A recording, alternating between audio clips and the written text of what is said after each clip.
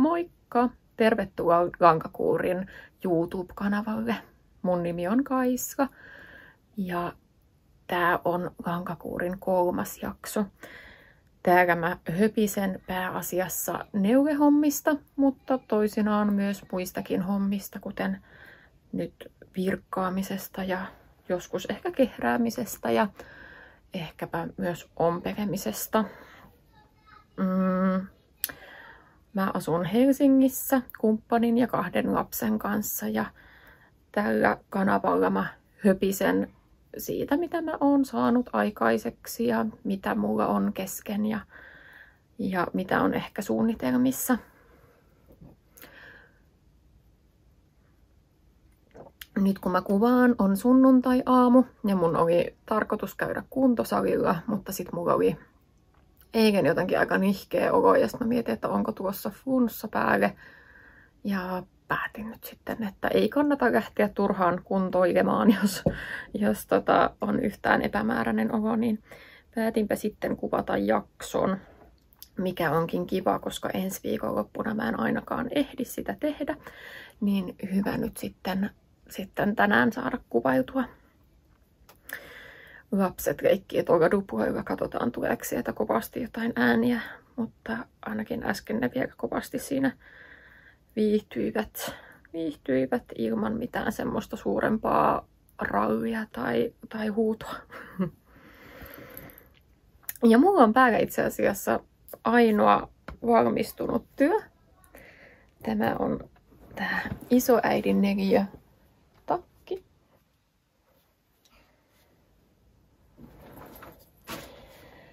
Eli tähän on ollut inspiraationa Lankakaapin Janan isoäidin 4 pusakka, mitä hän on esittänyt tuolla Finnish Knitting Stories YouTube-kanavallaan.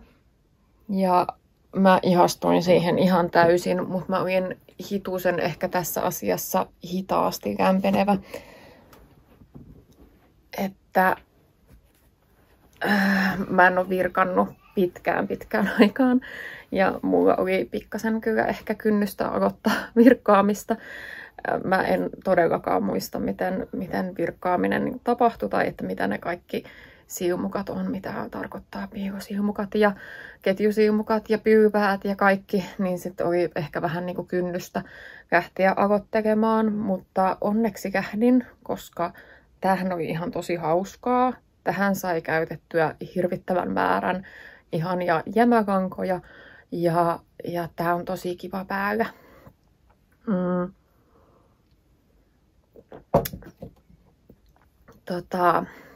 Tää painaa 500 grammaa, pikkasen yli 500 grammaa. Ja mä tein vähän niin kuin se Janakin, Finnish Knitting Storiesin Jana, niin mä tein tän sille, että täällä on joukossa mohairia ja sitten finkkuu kaksinkertaisena ja sitten DK-lankaa toisinaan. Ja tämä on siis aivan ihana. Ainoa suru tähän liittyy nyt siinä, että täällä on punaisia lankoja. Ja ne on lähtenyt vuotamaan, kun mä kyyvetin tän. Että täällä on täällä sitten tämmöistä valumaa. Ja se kyllä suoraan sanottuna ärsytti, turhautti ja suututti aika paljon. Mun mielestä nämä vuotaneet langat on Hedgehog Fibersilta. Nyt en sinänsä halua mustamaalata ketään, mutta Hedgehog Fibersia on kyllä aika paljon kritisoitu siitä, että ne ei kyyvetä niitä lankoja ennen myyntiä riittävän hyvin, vaan siinä on aika paljon vuotamista. Ja tietysti nyt kun tekee jotain tämmöistä jämälankatyötä, niin sit se kannattaisi ehkä ottaa siinä huomioon, kun lähtee tekemään, mutta enpä sitten ottanut huomioon. Mulla ei ehkä ollut mielikuvaa siitä, että se lanka, mistä nämä on neuvottu, niin että se olisi vuotanut siinä työssä, minkä mä oon näistä saanut aikaiseksi. Mä muistelen, että mä tein pipon noista langoista mitä nämä jämäkangat on. Niin sit mä en osannut ehkä niinku yhtään pelätä, että tässä olisi niin iso vuotamisongelmaa. Ja sitten se ehkä niinku harmitus oli sitä suurempi, kun se on niin monessa kohtaa aiheuttanut tuommoista läiskiintymistä. Mut mä pikkasen tein sellaista paikkailua, että sellaisissa kohdissa, missä se oli niinku pahiten vuotanut, niin mä lisäsin sinne pikkasen mohairia ihan silleen niin kuin neulalla ja langalla. Pujottelin siihen vähän päälle, jotta sitten ehkä se ei olisi niin silleen silmiinpistä.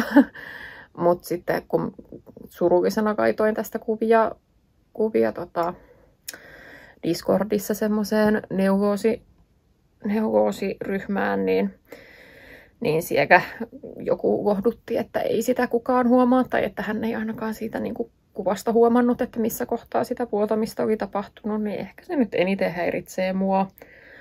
Ja onhan se nyt sinänsä totta, että kun tämä on näin tämmöinen kirjava kaiken kaikkiaan, niin ei nämä niin kuin vuotamisjäljet ehkä sieltä sillä tavalla pistä silmään niin pahasti muilla ihmisillä kuin itsellä.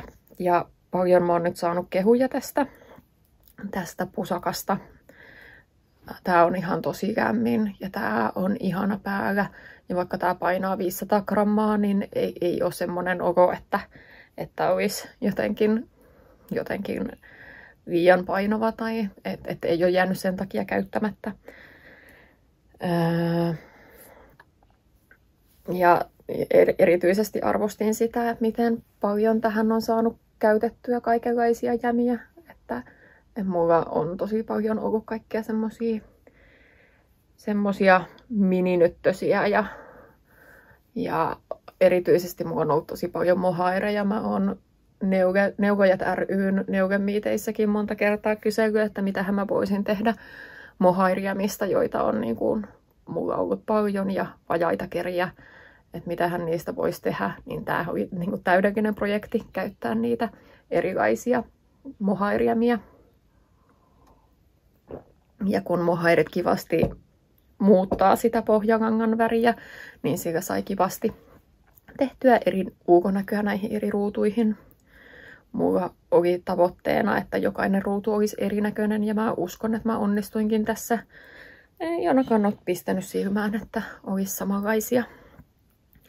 Eli tässä on yhteensä 4x3 kappaletta sekä edessä että takana. Eli täällä niin kuin etukappaleissa on 1, 2, 3, 4, 5, 6. Ja tässä toisessakin puolessa on 6 ruutua. Ja takana on sitten niin kuin tuplamäärä, eli 12 ruutua.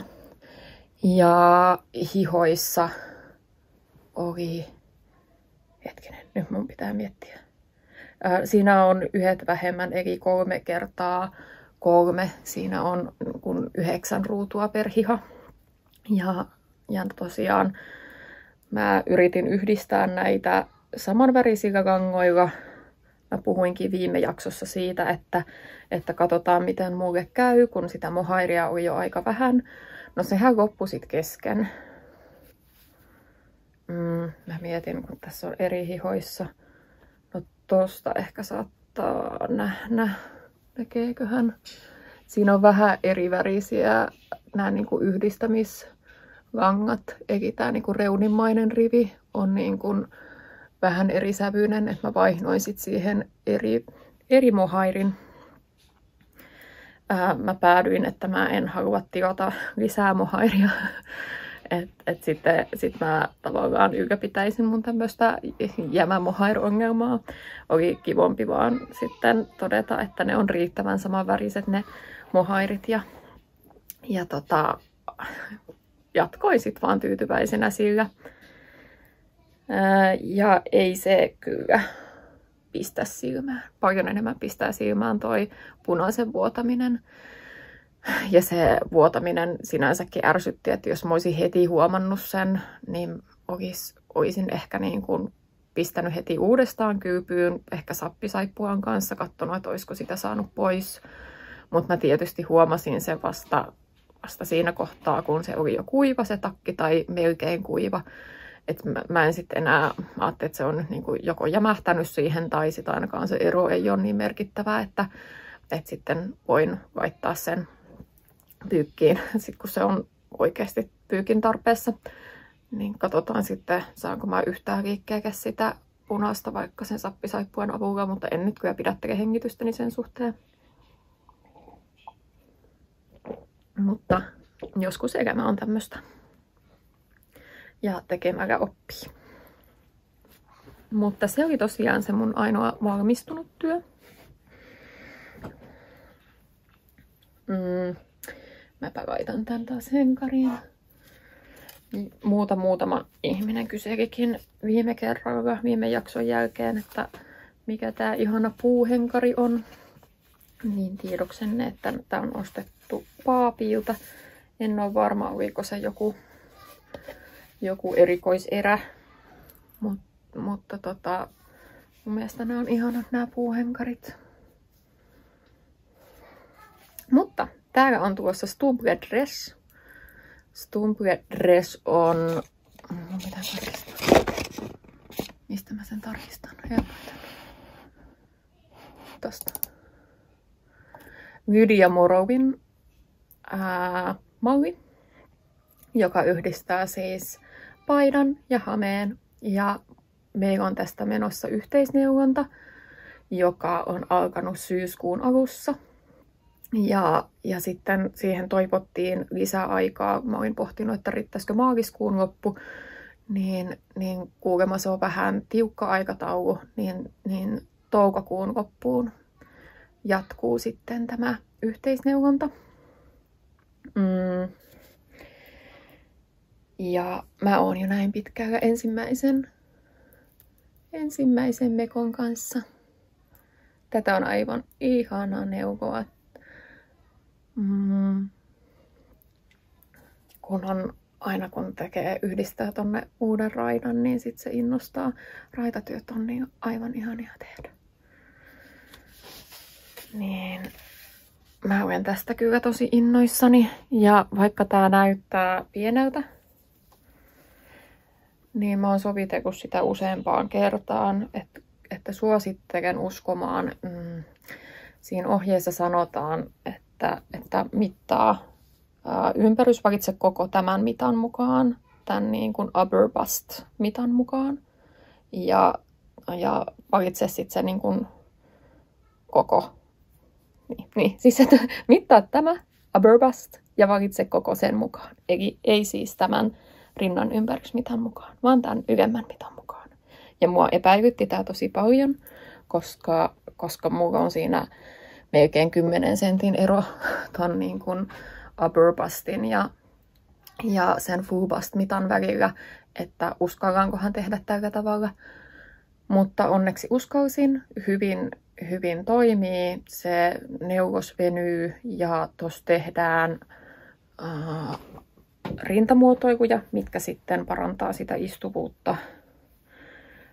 Mä tietysti soovoilin, mä oon nähtävästi tosi huono noudattamaan ohjeita, niin soovoilin sen kanssa, koska se Bust Darts-ohje niin ei mun mielestä oltu tehty raitoja ajatellen. Ja sit mä halusin, että siinä ei olisi yhtä tuommoista valtavan isoa raitaa, vaan että siinä vaihtuisi se raita välissä. Niin mä vähän soovoikin niiden kanssa.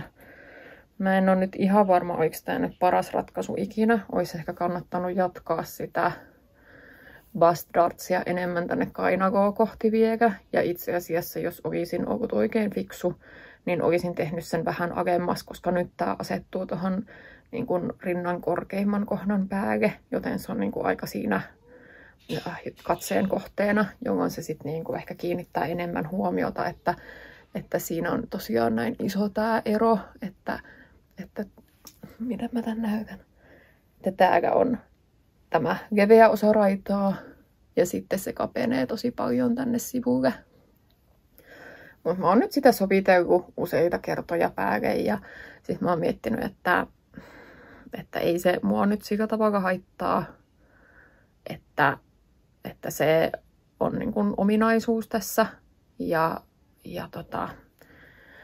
mulla se ei haittaa silleen ulkonäöllisesti, se ei satu silmiin millään tavalla, että siinä on vähän semmoinen niin kuin selvän näköinen se kohta, että missä se bust darts sijaitsee, mutta saattaa olla, että seuraavaan versioon teen sitten vähän eri tavalla sen rintamuotoilun siihen. Mutta tää on ihana tämmönen. Onks tää sitten vähän tämmönen ampparijäätelö? Mulla pyörii täällä näköjään resoripuikot matkassa mukana. Mä teen tätä 275 puikoilla. Ja mä oon käyttänyt tähän erilaisia minikeriä ja jämiä, mitä mulla on kertynyt. Mä yritin pakita tommosia keltaisen, punaisen, pinkin, ruskean värisiä. Ja se on jännä, miten värit vaikuttaa toisiinsa. Et vaikka niin kun kerillä, niin nämä näyttää tosi mun mielestä keltaisilta, semmoisilta murretuilta keltaisilta. Niin sitten tämän kokonaisuutena niin musta tuntuu, että ehkä tämä näyttää silleen, että tässä on erilaisia ruskeita ja pinkkejä. Plus sitten täällä on tietysti tämä kirkaskeltainenkin. Mä viimeksi puhuin siitä, että mä oon tehnyt tänne 10 vai 12 kerroksen raitoja, mutta sitten mä päätin luopua tästä säännöstä ja mä oon vaan tähän helmaosaan posotellut noita raitoja silleen, että mä oon saanut niitä keriä loppuun. Tää näyttää aika pitkältä, ainakin mun mielestä tälleen pitkän oloinen, mutta tää resoriosa asettuu suunnilleen lähestulkoon tuohon vyötärön kapeimpaan kohtaan, joten tää helma, vaikka sen niin kuin sinänsä ei lyhyt olekaan, niin se eikä sen sovittelun perusteella vielä edes peittänyt mun pyllyä kokonaan. Niin mä ihan tyytyväisenä nyt jatkan näitä keriä loppuun ja sitten pohdin hihojen kohtaloa. Mä olin vähän niin kuin päättänyt, että mä teen tähän lyhyet hihat, mutta voi olla, että jos mulla jää sillä tavalla noita minikeriä, että jotenkin tuntuisi, että mä haluaisin saada ne loppuun, niin voi olla, että mä muutan mieleni ja teen pitkät hihat. Mutta mä kyllä vähän tykkäisin siitä ajatuksesta, että tää tulisi ihan kesällä käytettäväksi. Toki tää on niinku villalankaa, tää ei ole mitään villapellavaa tai muuta sellaista viileämpää sekoitettavaa. Ihan niinku nämä on pääsääntöisesti merinosukkalankaa, on varmaan PFL. Onkohan muita pohjia? En ole ihan varma. Että se ei sinänsä ole ehkä niinku paras kesämalli tai siis kesämateriaali käyttää. Mutta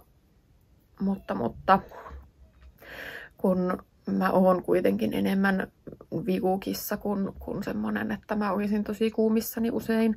Ja mä mietin, että tää olisi ihana päällä neulefestareilla. Niin ehkä sitten kuitenkin ne lyhyet hihat houkuttaa mua enemmän. Mutta katsotaan. Onneksi sitä saa muuttaa mieltään vapaasti. Mutta sitä oon nyt tässä ihan innoissani tehnyt. Ja teen nytkin. Mutta sitten.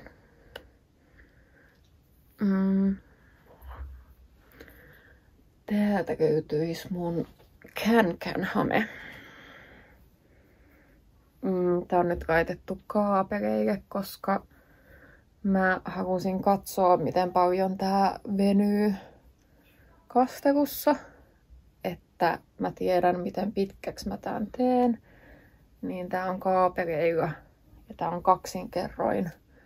Ja tää on vieläkin aika kostea, vaikka mä laitoin tämän kylpyyn perjantaina. Ja sitten asettelin, pikkasen rinkosin pyykkikoneessa ja asettelin kuivumaan. Sitten otin mitat tästä lauantai-aamuna.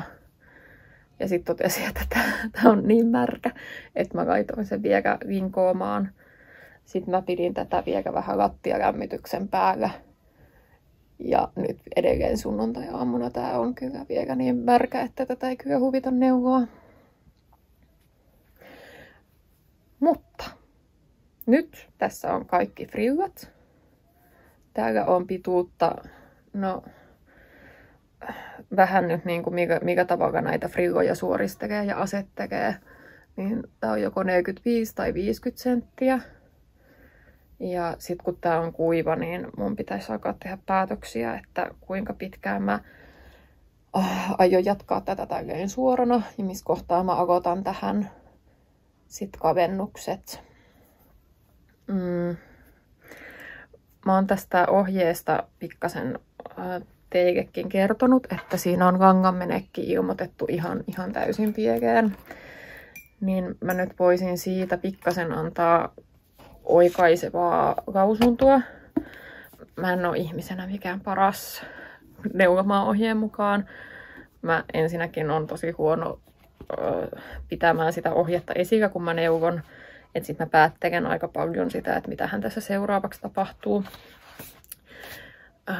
Ja sitten mä oon neuvonut tätä aika paljon muualla kuin kotona, niin mä oon senkin takia katsonut sitä ohjetta vähän. Liian vähän. Joten kerrottakoon nyt teille, että kun mä sanoin, että myös, että tuossa on laskettu toi pääväri, tai siis ei se ole varmaan edes laskettu. Siinä on vaan ilmoitettu, siinä on tapahtunut joku kummallinen virhe, että pääväriä mukamas menisi vaan 50 grammaa enemmän kuin noita frilloja. Ja se on siis ihan pieleen, että jos niin ajattelee, että yhteen frillaan menee 250 grammaa lankaa, niin ei ole mitenkään mahdollista, että 2 frillaan ja tohon koko yläosaan menisi 50 grammaa lankaa. Se ei pidä paikkaansa, ei mitenkään. Mutta mä myös olen sanonut täällä mielestäni, että noihin frilloihinkin on laskettu hieman nihkeästi sitä lankaa. Ja se on mun moka. Eli mä oon lähtenyt tekemään näitä kaikkia frilloja tämän ensimmäisen frillan ohjeella, vaikka oikeasti nämä frillat, sitten se frilla ennen yhdistämistä, niin tehdään ensin tämä, missä on 800 silmukkaa täällä, ja sitten niitä kavennetaan niitä silmukoita, niin sitä tehdään vähemmän matkaa sitä suoraan ennen yhdistämistä tänne. Eli kun katsoo tästä kuvasta, niin nämä asettuu sillä tavalla vähemmän päällekkäin tässä ohjeessa, kun sitten taas tässä mun versiossa, näin niin kuin ihmisenä, joka nyt niitä ohjeita ei katso, vaikka pitäisi, niin mulla nämä asettuu enemmän toistensa päälle. Eli mä oon neuvonut pidempään sitä frillaa ennen yhdistämistä, jolloin nämä on ihan niin kuin huomattavan paljon enemmän toistensa päällä. Ja mä en todellakaan aio purkaa. Se ei häiritse. Ja mulla nyt kuitenkin riitti nämä langat. Mä oon saanut kaikki noi frillalangat käytettyä tohon. Se saa olla näin.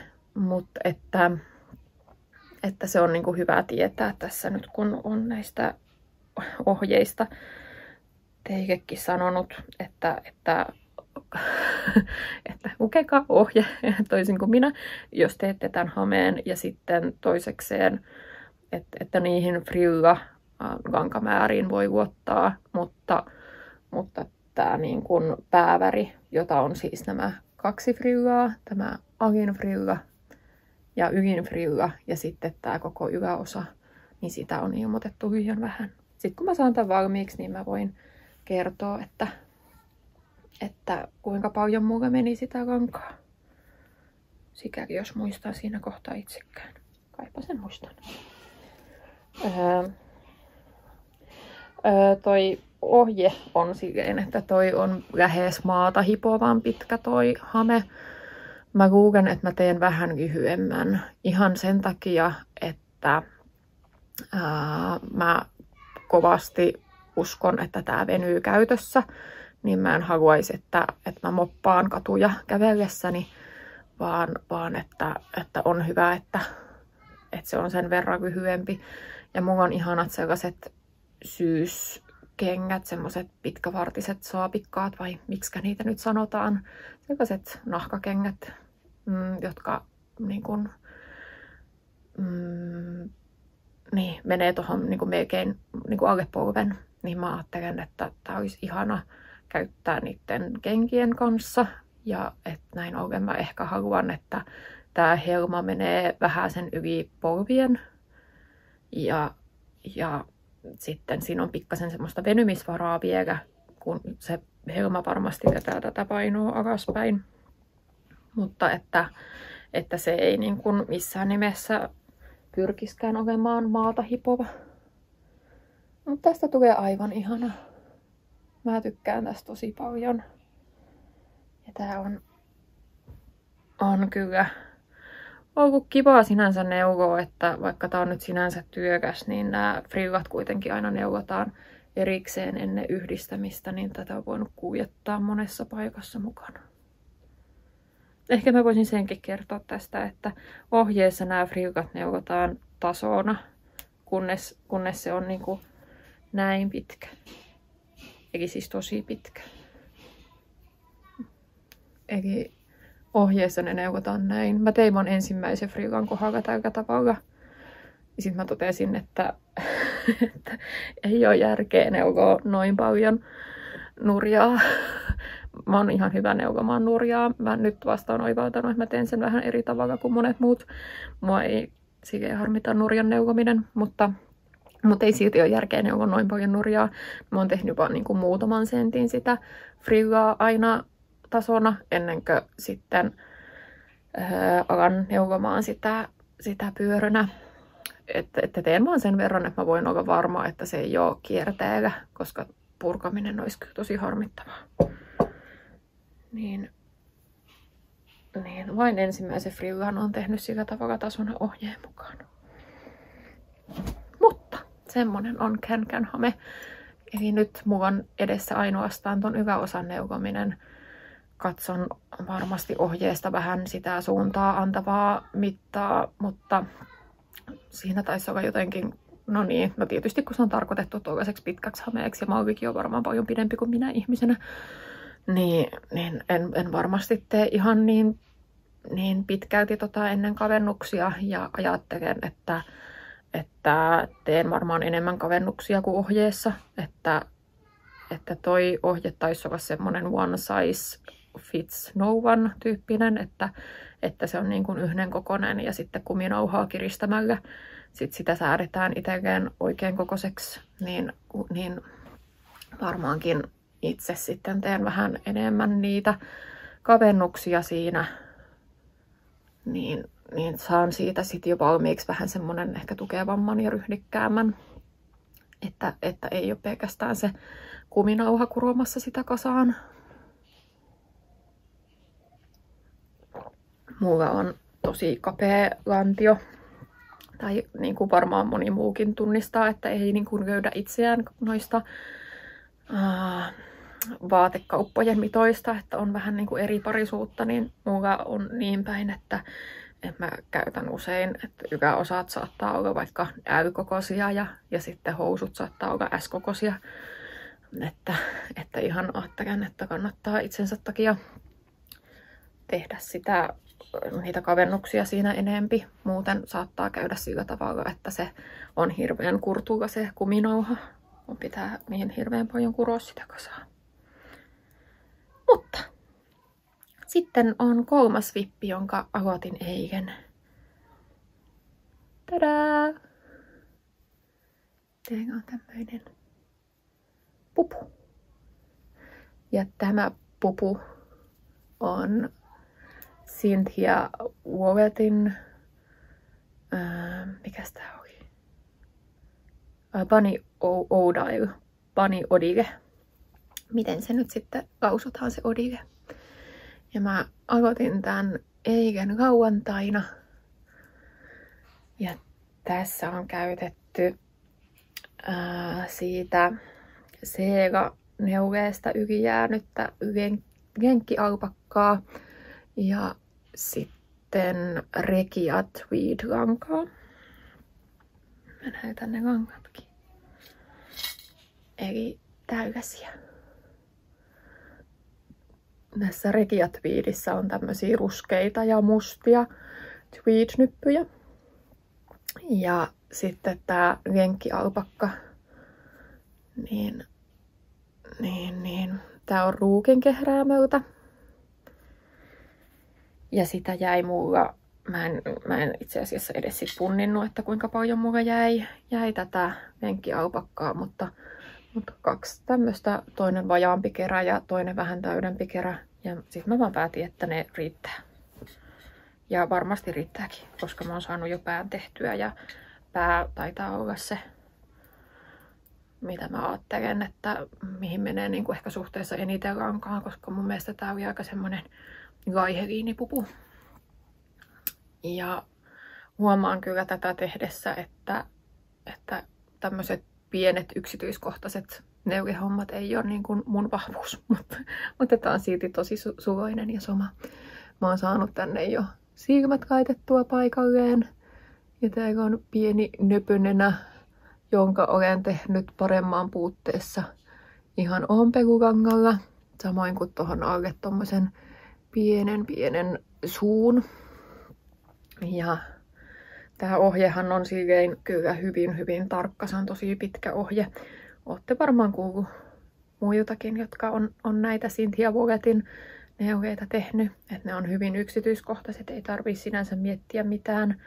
Mutta vaikka mä laskin moneen kertaan näitä korviakin tehdessä sitä, että olisi mukamas oikea määrä silmukoita, niin sitten kuitenkin kävi sillä tavalla, että toisessa korvassa mulla oli 1 silmukka liian vähän ja toisessa korvassa 1 silmukka liian paljon. Ja lisäksi myös niin kuin pikkasen näyttää siltä, että onko mä tehnyt kierroksen tai 2 toista korvaa enemmän kuin toista. Mutta niinhän me ihmisetkin ollaan vähän eriparisia. Että saattaa olla toinen jalka vähän pidempi kuin toinen tai muuta. Niin sitten on tämä pupukin nyt hieman omanlaisensa. Ja tää lenkkialpakka on aivan ihana valinta tähän. Ehkä saan väritettyä tällä. Toivottavasti saan väritettyä hyvin tän. Että tää on ihanan tämmönen pörheä. Tää pupun pinta. Niin tää on ihan huippuvalinta tämmöiseen pehmoeläimeen. Että tää kyllä on aivan älyttömän hengyyttävän näköinen, kun tää lankakin on näin tämmöinen pörheä. Mä sain tänään aamulla ton toisen korvan tehtyä ennen kuin aloin kuvaamaan tätä jaksoa. Ihana tulee. Ja lapset jo vaati, että kumman pupu tämä on. Ja entäs sitten toinen lapsi? Katsotaan. Mä vähän jo tässä on kiristelyhampaita, että kyllähän tämä nyt tavallaan aika nopeasti menee, että jos ajattelee, että niin kun vuorokaudessa saa tehtyä jo pään, jossa on niin kun varmaan eniten sitä yksityiskohtaa ylipäätään tehdä. Mä luulen, että vartalo menee silleen helpommin. Että kyllähän tämä nyt tavallaan nopeasti tulee, mutta tämä vaatii koko ajan keskittymistä, että pitää katsoa sitä ohjetta, laskea niitä kerroksia aika tarkasti. Niin mä en ole ihan varma, pystynkö mä tekemään toista. Katsotaan, pitäisikö niillä olla vain yhteinen pupu.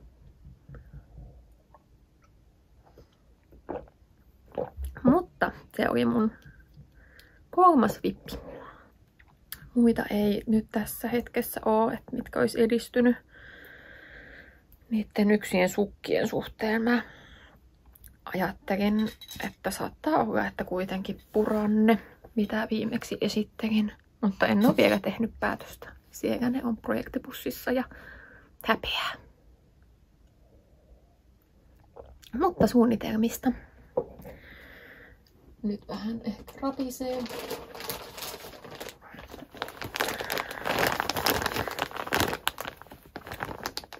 tässä olisi ehkä mun toinen Stumpyet-dress.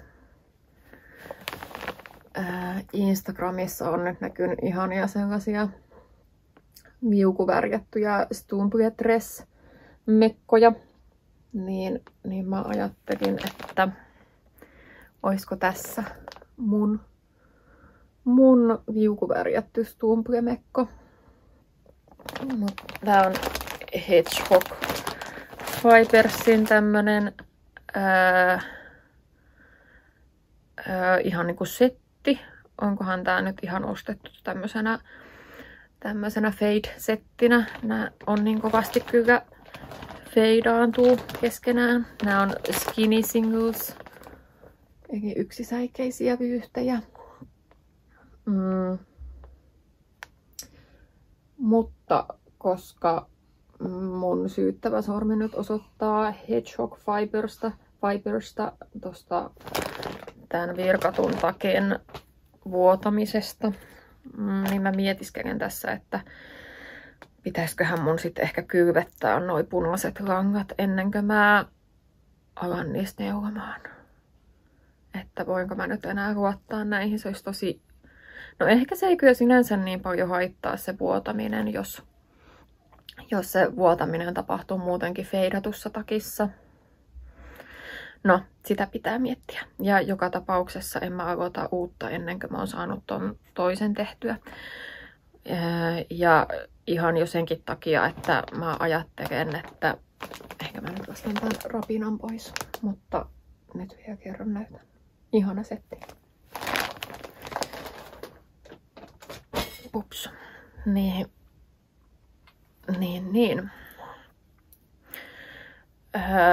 Mitä mä olin sanomassa? Niin mä haluan tietää tästä, että paljon tähän menee lankaa, jotta mä sit osaan vähän miettiä, että kuinka paljon mä neuvon aina yhdellä värillä ennen kuin mä lähden feidaamaan toista siihen sekaan. Ja sitten pohdiskelen myös sitä pituutta. Et mä just tulin Instagramissa vastaan, että joku ei tehnyt oikein semmoisen pitkän mekon. Niin voin sitten pohdiskella sitäkin, että katsotaan ensin kuinka pitkä mä tästä mekosta teen. Ja sitten katsotaan, että tekisikö mä tuosta toisesta sitten vähän pidemmän. Riippuen just siitä, että kuinka paljon tähän kuluu lankaa. Mutta tää on ihana malli. Ja tiedoksenne nyt tosiaan, että tästä on käynnissä yhteisneuvonta, joka on siis alkanut nyt syyskuun alussa. Eli hyvin ehtis mukaan. Ja se loppuu toukokuun lopussa. Ja käytä hashtagia Instagramissa StumpleMekkoKal, niin voit sitten osallistua ihastelemaan muidenkin mekkoja. Ja sitten mä ajattelin arpoa sitten toukokuun lopussa jonkun kivan palkinnon. Mulla on siitä jo ideakin, mutta mä en nyt ottanut sitä palkintoa, niin katsotaan sitä sitten ehkä vähän myöhemmin, että mitä siitä tykkäisitte. Mutta ihanaa, että jo moni on sanonut, että on aikomassa tuossa mukaan meidän kanssa neuvomaan. Se on ihana nähdä erilaisia mekkoja. Siitä tulee inspiraatiota itsellekin, että oi, minäkin haluan tän näköisen. Niin. Mitähän muuta? Muita suunnitelmia mulla ei nyt oo, mutta mun pitää ehkä keksiä jotakin, koska viikon päästä viikonloppuna mä oon menossa muutaman neuveystävän kanssa mökille. Ja ajateltiin neuvoa siellä perjantaista sunnuntaihin. Ja mulla on nyt vähän kyllä neuveet sellaisessa vaiheessa, että pitäisi olla ehkä joku muukin prokkis mukaan. Mä vähän huolettaa myös, että miten mä saan kaiken kaman kuljetettua sinne. Meidän oli tarkoitus ottaa vähän kuvia siellä. Mä kannan sinne kameran mukaan. Sais semmosia kivoja luonnossa otettuja neulekuvia. Ja sitten viikonloppuna ehtii kuitenkin useampaa projektia neuvomaan, niin pitäisi vähän miettiä, että mitä hän siellä sitten haluaisi ottaa mukaan. Mä luulen, että esimerkiksi toi Can Hamen, niin se vie niin paljon tilaa, että sitä mä en pysty ottamaan mukaan, vaikka haluaisin. Että se vie niin ison osan repusta, että siinä ei ehkä ole järkeä. Niin pitää nyt miettiä, aloittaisiko tänään vielä jotakin muuta. Vai ottaisiko sitten vain jonkun lankakerän ja puikot mukaan. Että voi sitten tarvittaessa aloittaa, jos vaikka tämä Stumpure Dress alkaa nyppimään tai tulee valmiiksi tai näin. Mä luulen, että toi pupu ei ole ehkä järkevä ottaa sinne mukaan, kun siinä pitää koko ajan seurata sitä ohjetta, niin sitten ei kyllä saa juteltua mitään samaan aikaan. Mutta ihanaa päästä neuvekavereiden kanssa neuvomaan ihan tähän omalla pienellä porukalla. Mä rakastan neuveleirejä. Musta on ihanaa olla neugeleireillä ja neugeretriiteissä mukana. Mutta tää on kyllä tämmönen huomattavan paljon huokeampi vaihtoehto, kun mennään porukalla ja tehdään ruuat sitten kimpassa. Ja sinänsä myös kiva, koska on ehkä sosiaalisesti vähän helposti väsyvä, niin on sinänsäkin myös kiva, että on vaan semmoisella pienellä porukalla liikenteessä. Niin sellaista olisi tulossa sitten viikon päästä. Ja pari viikon päästä on tuossa Neuvojat ry:n neuvemiitti ja siinä yhteydessä alkaa lukupiiri, kirjapiiri. Mä en tiedä, onko täällä nyt mitään virallista nimeä, mutta että Helsingin kaupungin museolla 39. kello 11-12 keskustellaan kirjasta Kaisa Ikolan Oikeinnurin, eli tämmöinen neugeaiheinen romaani. Siinä miten se oli se introteksti, että akateeminen pätkätyöläinen aloittaa käsityöblogin ja intoutuu käsitöistä. Niin semmoista kirjaa siellä sitten puidaan yhdessä läpi ja vaikka et olisi lukenut sitä kirjaa, niin kannattaa silti tulla mukaan, että sit voi äänestää seuraavan kuukauden kirjaa. Yritetään valita sellaisia, jotka löytyisi sekä näistä yleisimmistä äänikirjapalveluista että kirjastosta ilman, että sinne olisi mitään kauhean pitkiä varausjonoja, että ehtii lukea sen. Mä en pääse muuten tonne neuvemiittiin mukaan. Mulla on valitettavasti siinä ystävän juhlat, mutta mä tuun siihen kirjapiiriin mukaan ja lähden siitä sitten sen jälkeen kaverin juhliin. Niin toivottavasti teistäkin mahdollisimman moni pääsisi sinne mukaan. Se Helsingin kaupungin museon aukatila on ollut tosi kiva näille neuvemiiteille.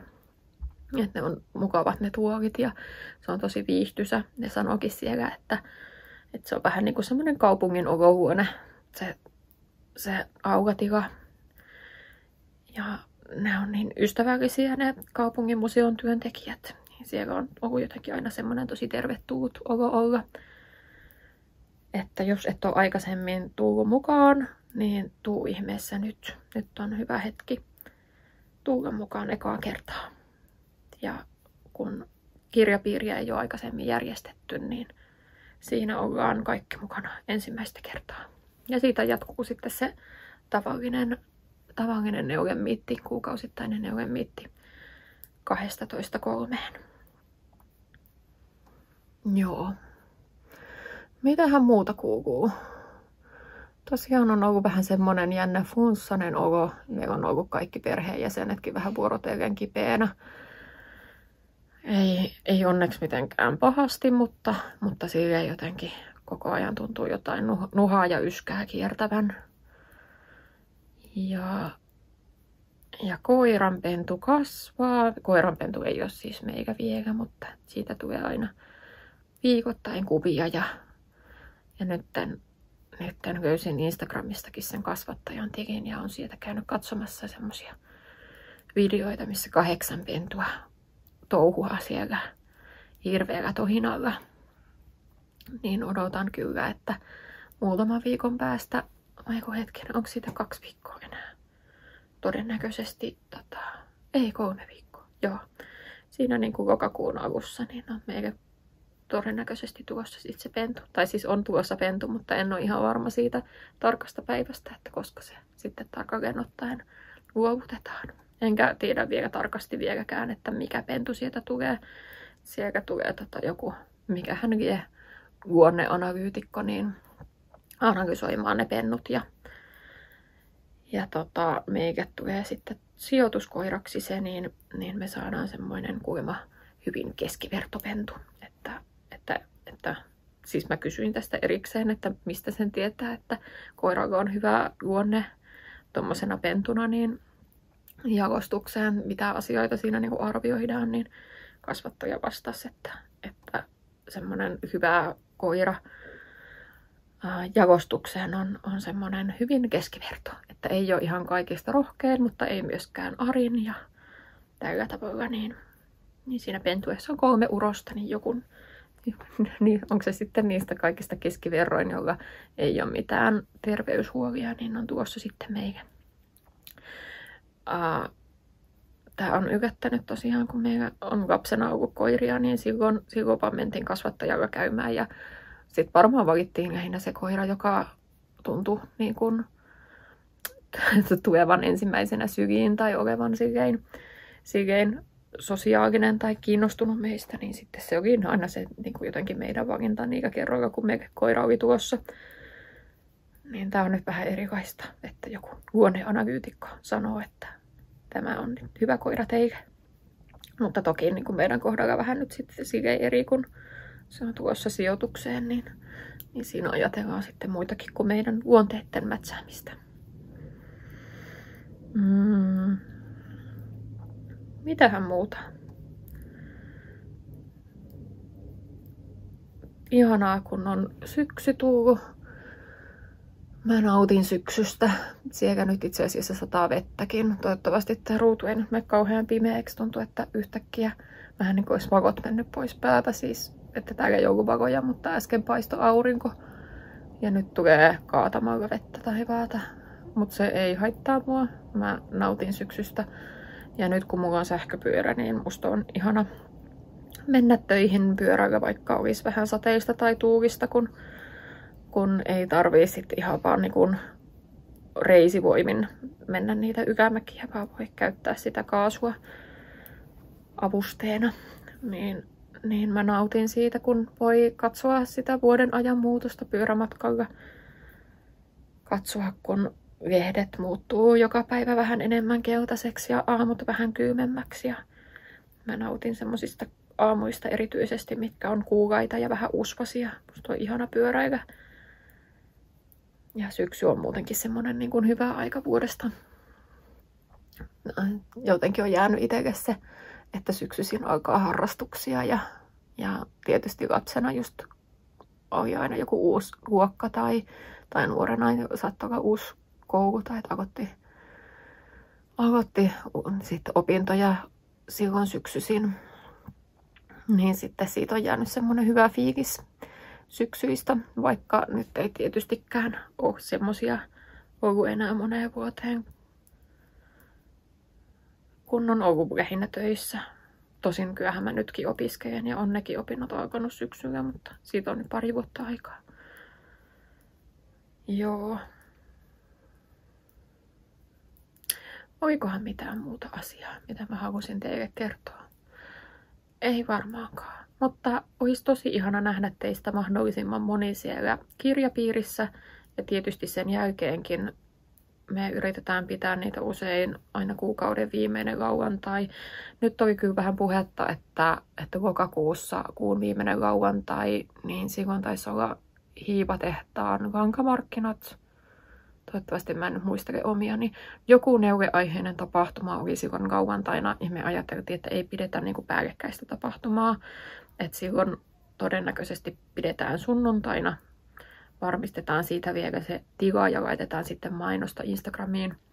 Mutta jos et vielä seuraa, niin laita Instagramissa ja Facebookissa seurantaan Neuvojat ry.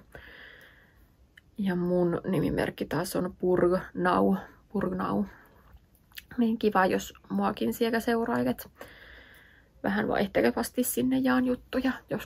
Joskus muistaa laittaa enempi ja joskus vähemmän. Ja ehkä tälleen syksyn mittaan, kun se kuvaaminen muuttuu vaikeammaksi, niin huomaa, että on vähän isompi kynnys laittaa kuvia, kun tuntuu, että kaikki on semmosia pimeitä ja keltaisia kuvia.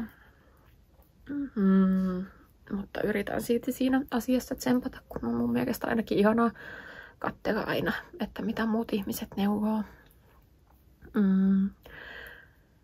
Mutta siellä kaupungin museolla siis 30.9. kello 11-12 on Oikein nurin kirjasta keskustelua ja sitten 12:3 niin on neuremiitti. Niin toivottavasti nähdään siellä ja täällä YouTube-kanavalla niin nähdään sitten varmaan taas noin pari viikon päästä. Kiva kun katsoit ja moikka!